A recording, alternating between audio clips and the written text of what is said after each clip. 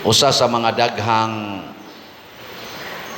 mga mensahe nga atong makuha gikan sa mga pagbasa og sa ebanghelyo kanig yung pagpadaghan sa atong grasya labi na gyud sa pagkaon og sa kwarta. Unsaon man pagpadaghan, ang kalibutan nagtudlo nga tigom gyud savings. No? Sige, lingay mong tupad na daghan na kag tinigom. Ina ko no. Ana gid ang ato tigom.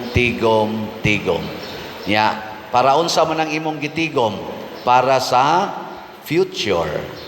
Kang kinsa mang future, akong future, sa akong pamilya, sa akong mga gimahal, akong future. Mo na atong pamaagis kalibutan. Nya unsa may resulta na? Daghan ang gigutom karon sa kalibutan. Naatay mga tingali, mga almost 2,000 katao nga ni-claim nga sila mga billionaires, na asad tay billions of people nga hapit way gikaon.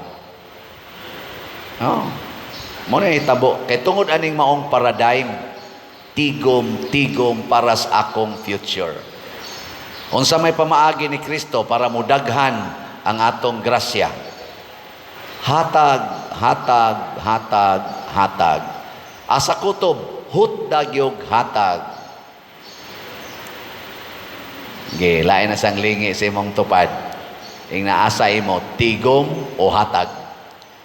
Ing naasa man imo pilion na tigom o hatag.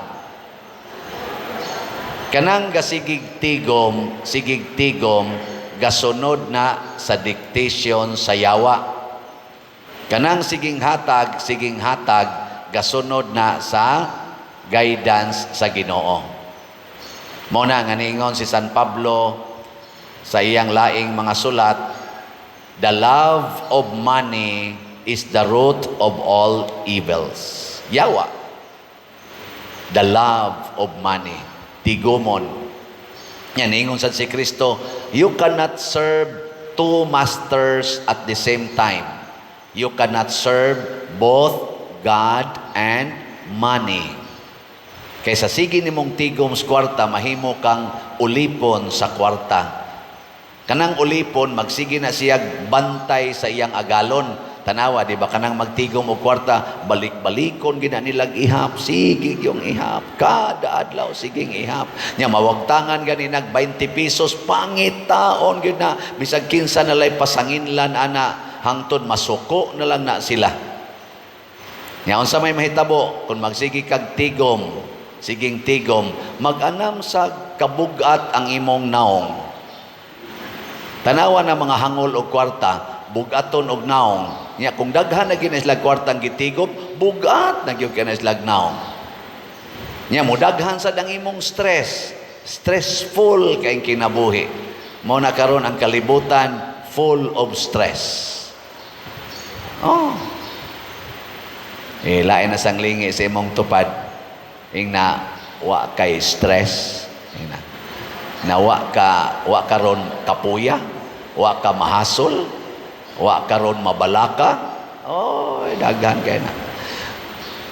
Mo na sa atong unang pagbasa gipakita gid dinhi nga 20 kabuok pan gihatag ngadto sa 100 katao na sobrahan pa.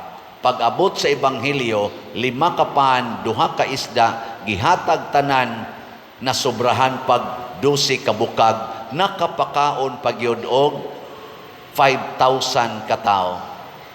Kining gidaghanon nato dinhi karon, og na ako'y 5 ka bukpan, di gyud ko manghagad ninyo. Oh, mapaigo ka ani?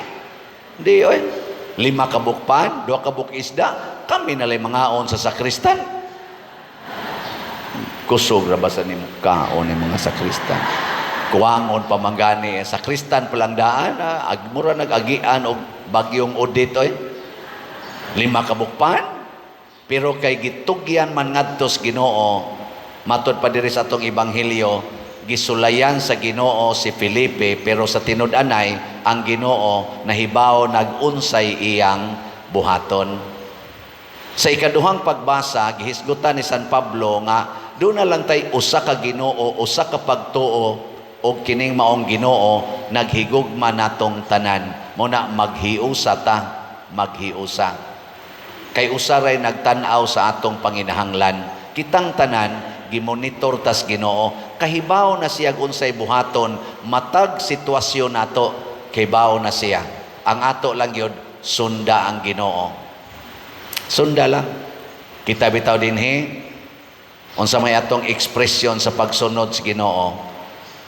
Unsa man? Baligyag slat. Kana gi nakapahiusa nato nga hasta tutuas gawas nasod wa kaila nato sa tanan tibok kalibutan nga naka-monitor sa ato dinhing misa, kining ato mga online parishioners nakatampo gyud dinhi sa atong mga proyekto. Dili ba panaghiusa ni? Nausa na ta kasimbahan. Nya doon na say manganhis ato, magmission appeal ato sang tagaan. Usa na ta kasimbahan. Ako ning ipaniguro ninyo 110%. Ang tanan nga mipalit og slot, basta lang kinasing-kasing na multiply gyud ang ilang grasya. Nidaghan ang ilang kwarta, nidaghan ang ilang bahandi, pero ang una gyud nilang nasinati kana gyung kalipay, kalinaw o katagbawan. Gilingay mong tupad ina nakapalit na kag slot. Nya unsay imong gibati? Kasagaran gis ni palit og slot, adi gyud kasagaran tanan naa dayoy kalipay, kalinaw. Unya ilan na lang amguhan, hala, ngano maning niabot maning maong mga grasya, naalay wa katrabaho, sige lang yapog palit, na disgrasya pagyud hinoon, nagkratsis na kuno siya, sige lang yapog palit, og nasa matigom gamay, palit lang yapon. Dangtag mga pilaka higayon, na ay tao nga mingdool niya, og miingon nganong gasige magkagkratsis wa maoperahi akong tiil, pwede ako lay mo paopera nimo. Operahan din siya. Pag opera siya pader libre gid tanan, wa jud ko magtuo.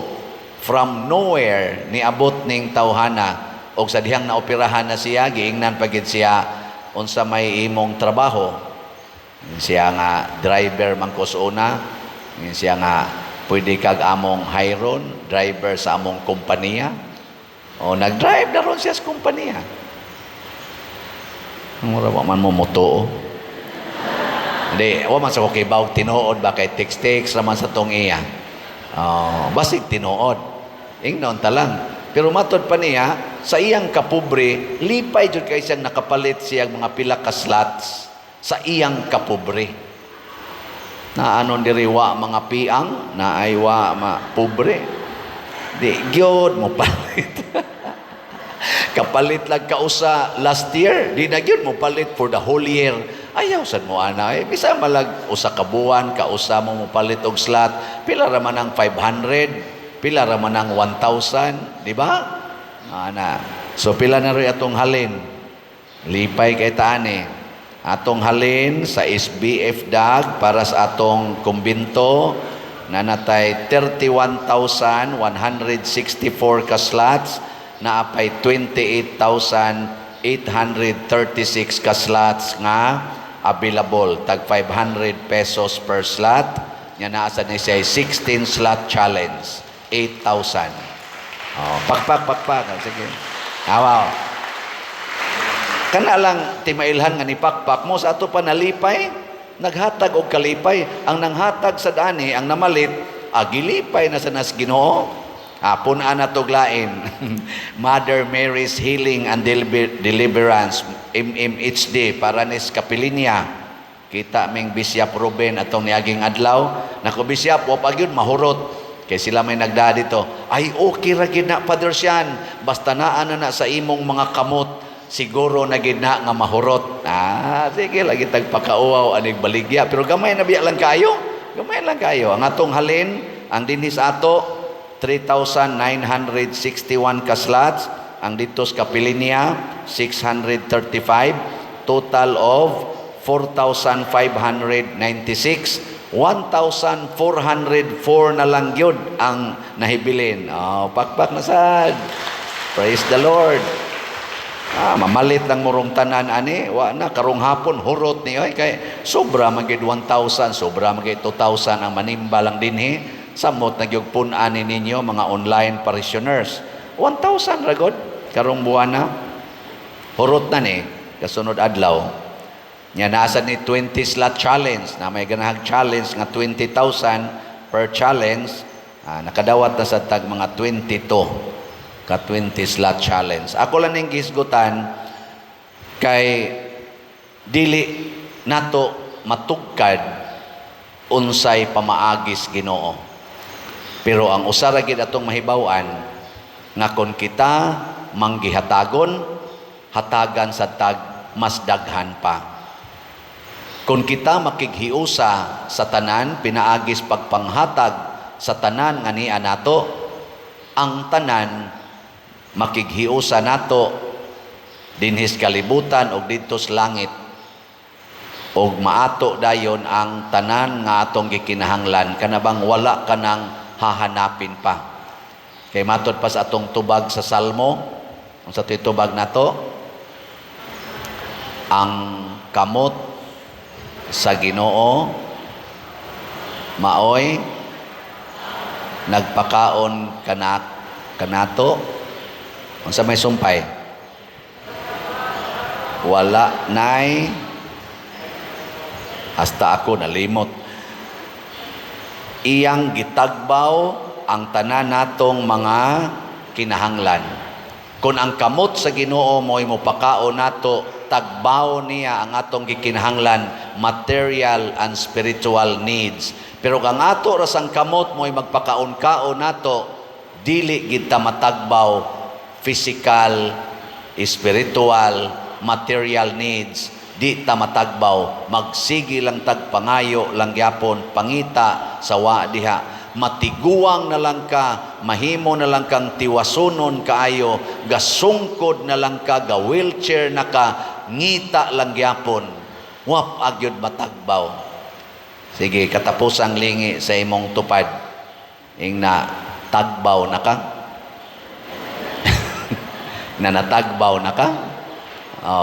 Sige, manindog tong natagbaw na.